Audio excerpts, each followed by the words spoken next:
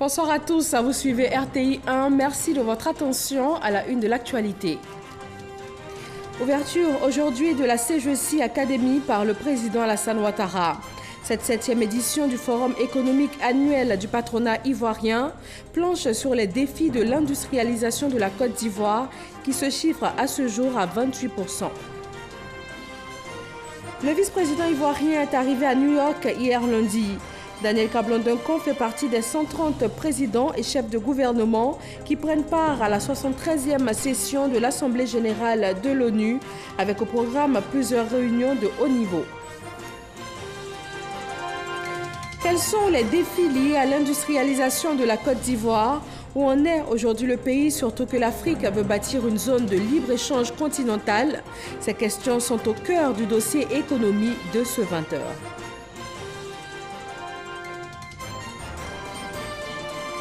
L'Aquarius a finalement été autorisé ce mardi à débarquer à Malte avec les 58 migrants secourus en Méditerranée, mais ils devront être immédiatement repartis entre la France, l'Allemagne, le Portugal et l'Espagne. Bienvenue à tous dans ce journal de 20h. Aujourd'hui mardi, le président Alassane Ouattara a lancé la 7e édition de la CGC Academy. Le forum économique annuel du patronat ivoirien se penche cette année sur la question de l'industrialisation de la Côte d'Ivoire. Une occasion pour les participants de réfléchir aux voies et moyens pour booster le niveau actuel de l'industrialisation qui se chiffre à ce jour à 28% en Côte d'Ivoire. Mahama Traoré et Alvor Assakwame.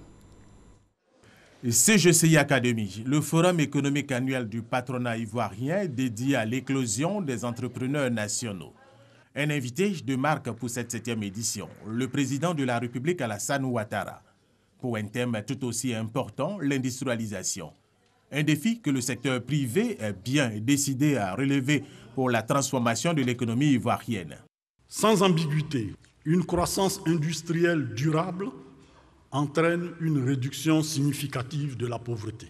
Nous pensons également que cette industrialisation doit aussi ouvrir la voie à l'émergence de champions nationaux pour en démultiplier les effets sur l'ensemble de l'économie nationale. Ces dernières années, l'État a consenti de nombreux efforts afin de booster le niveau d'industrialisation du pays. Il est actuellement de 28%. L'objectif est de le hisser à 40% en 2020. Des défis importants restent à relever.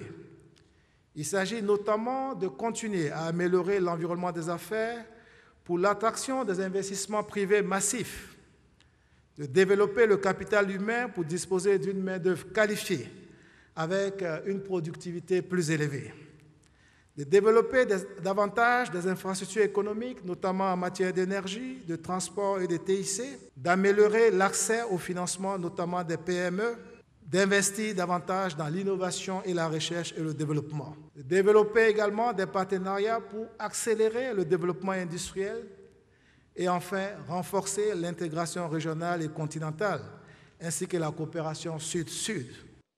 La conférence inaugurale de CGCI Academy 2018 a démontré que la Côte d'Ivoire peut devenir une puissance industrielle grâce à ses potentialités agricoles. Le chef de l'État espère donc que ce forum économique sonnera le déclic de l'industrialisation de la Côte d'Ivoire. Le forum qui s'est réuni aujourd'hui constitue une excellente occasion pour approfondir les réflexions sur la possibilité d'accélérer l'industrialisation de la Côte d'Ivoire et que nous attendons beaucoup de vous, hommes et femmes d'expérience, pour nous aider à savoir de manière plus précise ce que nous devons faire.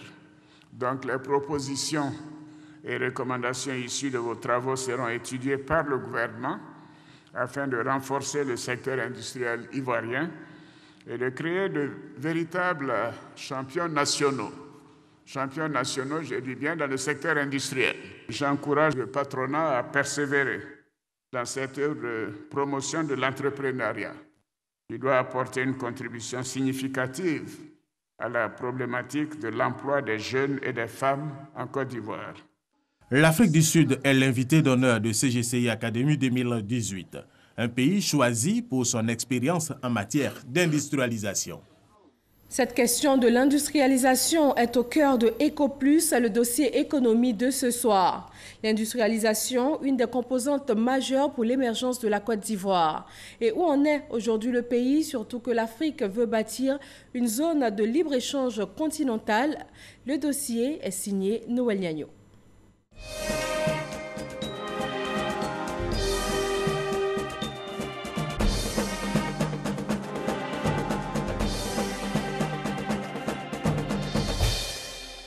Nous sommes en plein d'une unité agro-industrielle.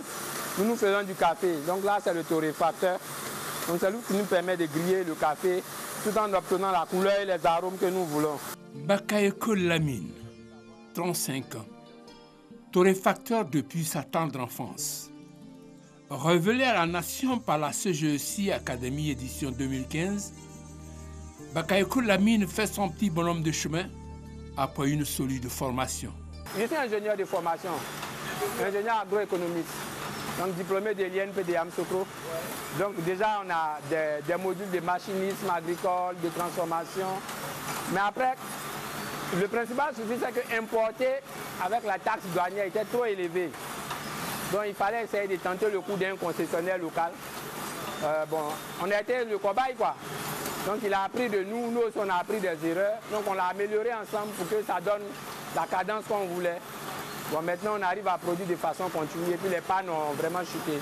2015-2018, soit 3 ans après, ce jeune industriel peine à décoller.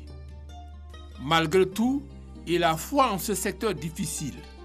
Et pour cause. C'est quand on exporte nos matières premières, on n'exporte pas que la matière première, c'est le développement même on exporte. Parce qu'on exporte la possibilité d'employer des gens. C'est lui qui a importé chez lui, c'est lui qui va construire son usine, c'est lui qui va employer ses compatriotes, c'est lui qui va créer de la valeur ajoutée. Donc l'exportation de la matière première, en un mot, c'est l'exportation du développement. Donc si on veut se développer, l'industrialisation, c'est le cap qu'il faut franchir. Aller à l'industrialisation, un cap à franchir. Très tôt, Feu Félix Houphouët-Boigny l'a compris. Mieux, il en a fait l'une des bases de son modèle économique. D'abord, un cadre fiscal relativement incitatif pour l'époque, notamment avec l'outil d'un code des investissements. Également, un certain nombre de leviers financiers qui devaient accompagner ce développement industriel. On se rappelle de la BIDI, la Banque ivoirienne pour le développement industriel. On se rappelle de la SONAFI, la Société nationale de financement. On se rappelle d'un certain nombre d'outils comme le Crédit Côte d'Ivoire, qui étaient les premiers outils financiers. Le constat, plus d'un demi-siècle après, le tissu industriel ivoirien est le plus diversifié de l'Afrique de l'Ouest. Ça va de l'agro-industrie à la métallurgie, à l'acierie, à la chimie. La Côte d'Ivoire a même une industrie de production pharmaceutique qui est vrai embryonnaire, mais qui existe. C'est l'industrie de l'emballage, c'est l'industrie de la construction.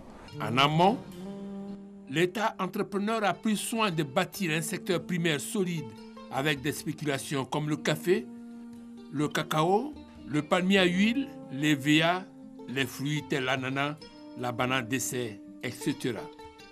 Ce secteur agricole est toujours performant. 25% du produit intérieur brut, 2 actifs sur 3 sont du secteur agricole. Le bémol, l'incapacité de cette industrie diversifiée à supporter les chocs extérieurs. Ces industries permettaient de créer des produits, des biens qui pouvaient s'écouler sur le marché ivoirien, mais qui n'avaient pas une compétitivité suffisante pour être une industrie très conquérante à l'échelle sous-régionale, à l'échelle continentale. Être conquérante à l'échelle régionale et continentale, après 3 décennies de désindustrialisation. Voilà le nouveau défi de l'industrie ivoirienne. Comment s'y prendre? Pour cet économiste, la contribution de l'État est capitale. Tous les pays africains visent aujourd'hui l'émergence. Or, il ne peut pas avoir une véritable émergence sans industrialisation. Selon l'histoire économique, tous les pays aujourd'hui en voie d'industrialisation ou industrialisés, au début de leur processus, l'État était au début. Donc, ce n'est que l'État qui peut impulser à court et moyen terme l'industrie manufacturière. De plus, des obstacles doivent être levés pour booster l'activité industrielle. Le problème des investissements industriels, ce sont des investissements qui sont en réalité lourds.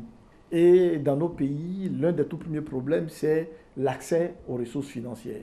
Les entreprises elles-mêmes n'ont pas encore intégré la possibilité de recourir au marché des capitaux. On a encore une culture très patrimonialiste, des choses qui fait qu'on veut être l'entrepreneur qui a 80% du capital de son entreprise, alors qu'on aurait pu juste céder une partie à d'autres personnes ou d'autres détenteurs de capitaux qui rentreront, c'est vrai, autour de table, au conseil d'administration et autres, mais dont c'est-à-dire l'apport peut aider à faire grandir. La jeune pousse révélée par la CGECI Academy édition 2015 a sa petite idée des conditions d'une relance du secteur industriel ivoirien.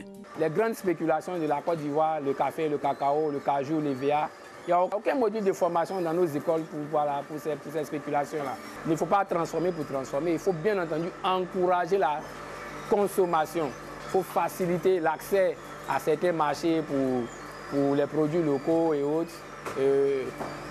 C'est difficile parce qu'on est dans un marché super libéral, mais si on a l'accès déjà à certains marchés, en termes de rapport qualité-prix, je pense que les pouvoirs d'achat de nos condisciples sont adaptés aux produits que nous on propose. Quand on sait que la ZLECA, zone de libre-échange continentale, est en construction avec ses opportunités mais aussi ses menaces, le temps nous est compté.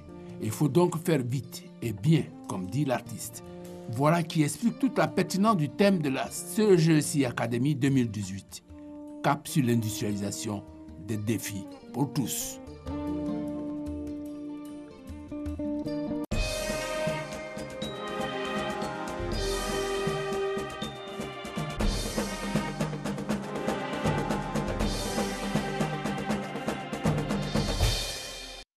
Intéressons-nous maintenant à la 73e Assemblée générale des Nations unies. Elle s'est ouverte ce mardi avec plus de 130 chefs d'État et de gouvernement, mais de grands absents comme Vladimir Poutine pour la Russie et Xi Jinping pour la Chine, deux acteurs majeurs des crises en Syrie et en Corée du Nord. La Corée du Nord, la Syrie, la Birmanie, le Yémen, la Libye, le Sahel, tout autant de crises qui seront évoquées. Et le vice-président ivoirien est sur place à New York. Daniel Cablon-Duncan fait partie des 130 dirigeants à prendre part à cette 73e session de l'Assemblée générale de l'ONU. Il y représente le président Alassane Ouattara. Son allocution est prévue pour ce jeudi après-midi à la tribune de l'ONU. Plusieurs réunions de haut niveau vont en outre meubler cette session, dont le thème général est faire de l'ONU une organisation pour tous, une force mondiale fondée sur des responsabilités partagées au service des sociétés pacifiques, équitables et durables. Nous vous proposons d'écouter le vice-président ivoirien. Écoutez, d'abord, je dois dire que je suis heureux de représenter le président Alassane Ouattara à cette 73e session des Nations Unies. Vous savez, c'est une session quand même qui est très importante, puisqu'il s'agit de discuter comment faire en sorte de rendre plus opérationnel le système des Nations Unies, notamment en faveur des pays et des populations. Et beaucoup des éléments sont prévus à ce programme. Vous savez, normalement, on devait arriver hier, mais compte tenu des contraintes locales, on a dû différer l'arrivée aujourd'hui. Il y a beaucoup de rencontres qui sont prévues. Bien sûr, il y a le débat général. On sera à l'honneur de représenter le président Alassane Ouattara. Mais aussi, il y a plusieurs rencontres avec nos chefs d'État qui étaient prévues du fait que le président de la République devait venir lui-même, mais qui sont donc maintenues. Notamment, nous devrons voir la présidente de l'Estonie, le président de la Guinée équatoriale, etc. Et puis, il y a plusieurs sessions qui sont donc prévues. Sessions qui sont animées par les présidents Macron sur la planète. Mais aussi, vous savez, il y a les études internationales, des questions de l'ONUDI, transformation industrielle de l'Afrique. Nous devrons participer donc à ces rencontres. Mais aussi sur le dossier d'énergie. Et comme vous l'avez vu, là, il y a plusieurs ministres qui sont avec nous. Ça va être un challenge, un défi important. Mais je pense qu'ensemble, nous allons relever ces défis en faveur du développement de la Côte d'Ivoire. Restons à New York où l'événement phare d'hier a été le sommet de la paix consacré à Nelson Mandela. L'ex-dirigeant sud-africain, prix Nobel de la paix, décédé en 2013, a reçu un hommage du monde entier. Voyons cela avec notre envoyé spécial à New York, Michel Digré. Siège des Nations Unies à New York. Les projecteurs sont braqués sur le sommet de la paix Nelson Mandela. Les dirigeants du monde entier rendent un hommage au premier président sud-africain noir post-apartheid. Nelson Mandela était l'un des plus grands dirigeants de l'humanité. Il incarnait les plus hautes valeurs des Nations Unies. La Côte d'Ivoire est présente à ce sommet en l'honneur du prix Nobel de la paix 1993, décédé en 2013 à l'âge de 95 ans. Une statue grandeur nature de Mandela a été dévoilée au siège des Nations Unies. En marge de cette cérémonie, le ministre des Affaires étrangères Marcela Montano a eu plusieurs rencontres avec des personnalités présentes à cette 73e session de l'Assemblée générale de l'ONU. Il s'agit en outre d'audiences accordées au ministre des Affaires étrangères de la Tunisie, de la Géorgie et enfin à celui de la République de Vanuatu. Sur le sol ivoirien, le Trésor public a dressé le bilan de ses activités après les 6 premiers mois de l'année 2018. C'est un bilan globalement positif, avec notamment une mobilisation sur le marché international des capitaux d'un montant de 1 288 milliards de francs CFA au premier semestre 2018. Jean-Luc Bangbo. Les 8 premiers mois de l'année ont été particulièrement fructueux pour la Direction générale du Trésor et de la comptabilité publique. Cette administration a pu notamment mobiliser sur le marché international un montant de 1 288,3 milliards de francs CFA, soit un taux de réalisation de 177%. Pour le recouvrement de recettes fiscales et non fiscales, sur un objectif cumulé de 57,47 milliards de francs CFA, le Trésor public a pu recouvrer 66,119 milliards de francs CFA au 31 août 2018. Quant au niveau de souscription aux bons et obligations du Trésor, il a atteint la barre de 2 milliards 400 millions de francs CFA, là où était attendu le montant de 2 milliards 34 millions de francs CFA. Des performances qui sont pour l'ensemble des agents du Trésor de réels motifs de satisfaction. Ces exemples montrent bien l'efficacité du travail en équipe et confirment le fait que notre institution est bien engagée sur la voie de la performance. Nous avons vu, comparé aux autres années, l'évolution des choses. Nous avons vu que les agents du Trésor ont commencé réellement à s'approprier nos valeurs. Les valeurs de l'institution sont les valeurs d'intégrité, d'honnêteté, de travailleurs. Pour atteindre ces objectifs-là, nous avons mené sur le terrain des campagnes de sensibilisation à l'endroit des différentes administrations, à l'endroit des écoles. Nous avions également parcouru le territoire national. Un regard rétrospectif a été également jeté au cours de ce séminaire sur les processus de management et de certification ISO 9001 version 2015 du Trésor public. Ici aussi, avec des taux de réalisation satisfaisants. Pas de quoi dormir cependant sur ses lauriers. Il convient toutefois de relever que les questions cruciales de l'institution sont loin d'être épuisées. Aussi voudrais-je vous inviter à continuer d'entretenir cette flamme du travail bien fait, afin que le Trésor public épouse davantage les bonnes pratiques managériales ainsi que les standards internationaux de productivité et de performance. Les séminaristes ont ainsi été exhortés à s'approprier les recommandations qui ont été formulées à l'issue des travaux et à prendre les dispositions nécessaires afin de parvenir, avant la prochaine évaluation, à l'exécution de toutes les autres actions. La page politique de ce journal s'ouvre avec l'investiture des candidats du Rassemblement des oufouettistes pour la démocratie et la paix, RHDP. Ils sont en tout 204 candidats pour le RHDP unifié à se présenter au municipal et au régional. Viviane Aïma. Le RHDP parti unifié, né dans les secousses et les douleurs, comme dans tout processus d'enfantement. Les élections régionales et municipales du 13 octobre prochain vont constituer son premier test de popularité au plan national. L'enjeu est donc de taille. La cérémonie d'investiture de ces candidats ce lundi 24 septembre à la patinoire de l'Hôtel Ivoire a enregistré une belle affluence des militants gonflés à bloc. Le président du RHDP, le président Alassane Ouattara, était lui-même à la tête de ses troupes. qui vont disputer le terrain avec leurs rivaux le 13 octobre prochain. Ils sont 176 candidats RHDP pour les municipales et 28 candidats RHDP pour les régionales. Au total, 204 candidats RHDP en course.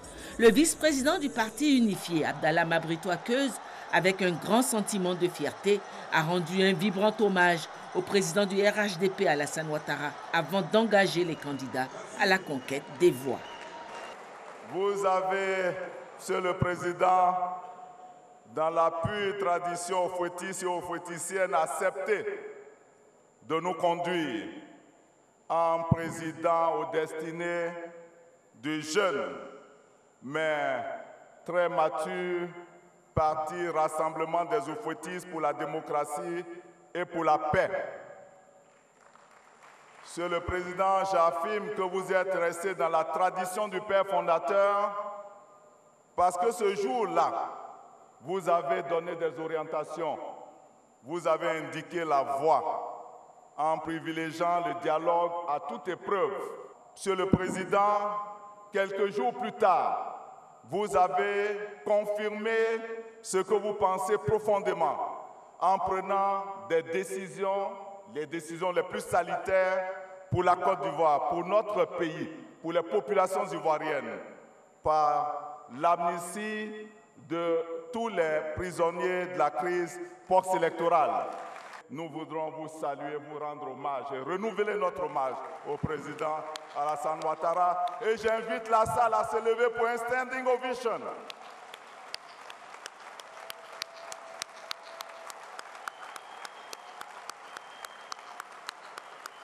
Candidats et candidates, le président du RHDP, le président Alassane Ouattara, a décidé de vous investir de sa confiance, de vous investir donc avec la mission de porter ce message de paix et de rassemblement dans les confins de la Côte d'Ivoire, auprès des chefs coutumiers, auprès des guides religieux, auprès des femmes, auprès des jeunes, auprès de tous les leaders que nous pouvons retrouver, mais aussi auprès de nos militants, que nous devons rassembler davantage. Parce que quelquefois, c'est les incompréhensions qui sont notre difficulté. Donc soyez patients.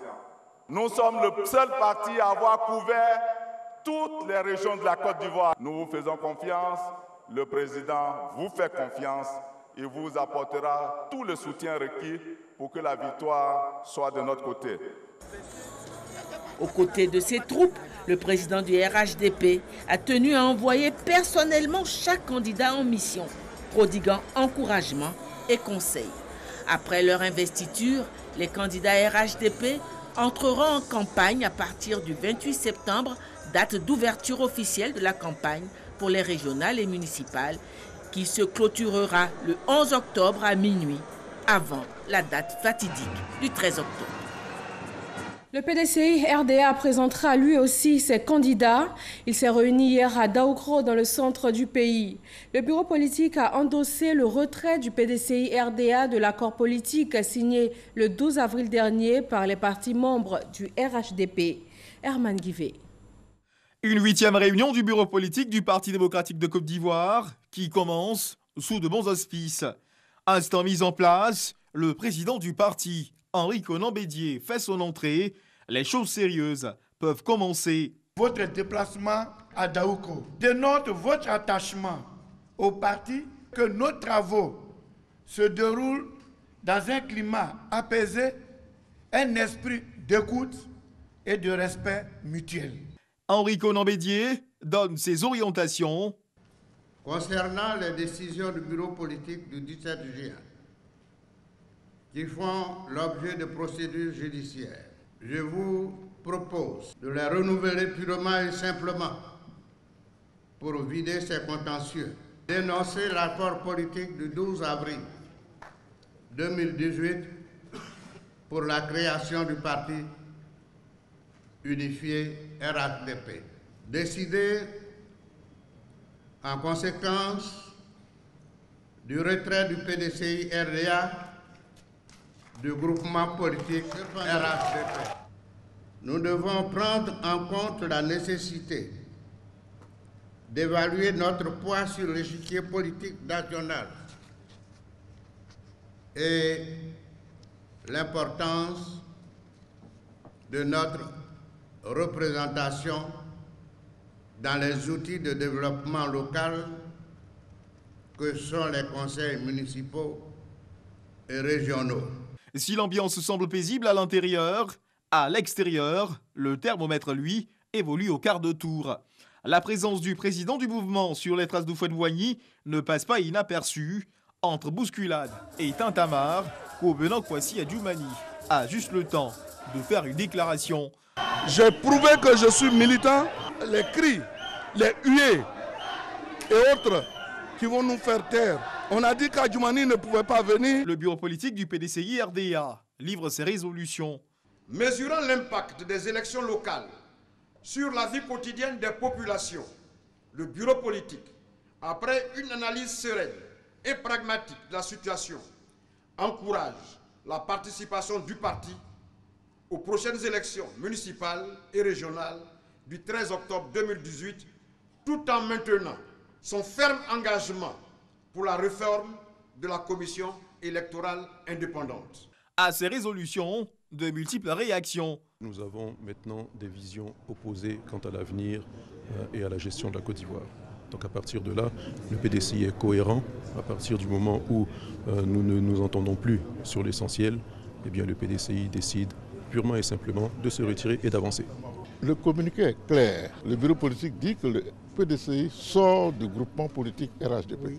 Le bureau politique du Parti démocratique de Côte d'Ivoire s'est réjoui de la mobilisation dont ont fait preuve les personnalités présentes à Daoukro pour l'occasion.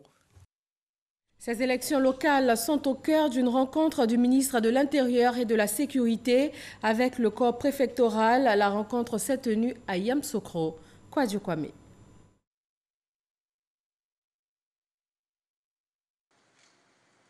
Hôtel Le Président, salle Houphouët-Boigny. Cadre d'échange entre le ministre de l'Intérieur et de la Sécurité avec le corps préfectoral. Au centre des préoccupations, les élections municipales et régionales couplées. Élections que tous souhaitent transparentes, crédibles et apaisées.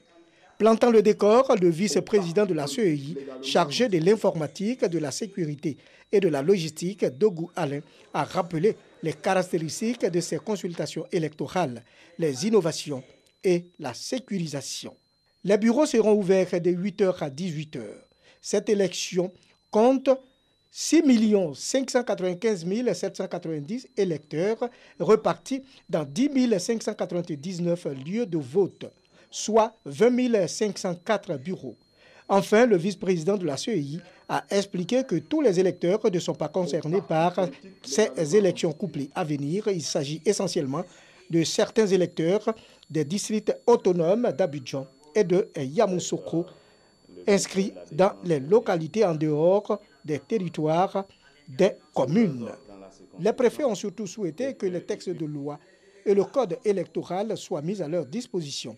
Encadrés par le président du directoire des rois et chefs traditionnels et les autorités locales, Sidiki Diakité, a mis les préfets en mission pour des élections apaisées. Vous devriez être informés amplement sur le processus en cours, tant dans ses aspects légaux que techniques, afin de mener à bien vos missions traditionnelles et régaliennes d'encadrement des populations, vos missions de maintien de l'ordre, vos missions de garant des libertés publiques, vos missions d'assistance, chaque fois que de besoin, et cela envers l'organe chargé de conduire le processus, en l'occurrence la commission électorale indépendante. Après Yamoussoukro, Sidiki Diakité s'est rendu à Boisflé et à Zienoula pour voir de plus près les sinistrés de la montée des eaux dans ces localités.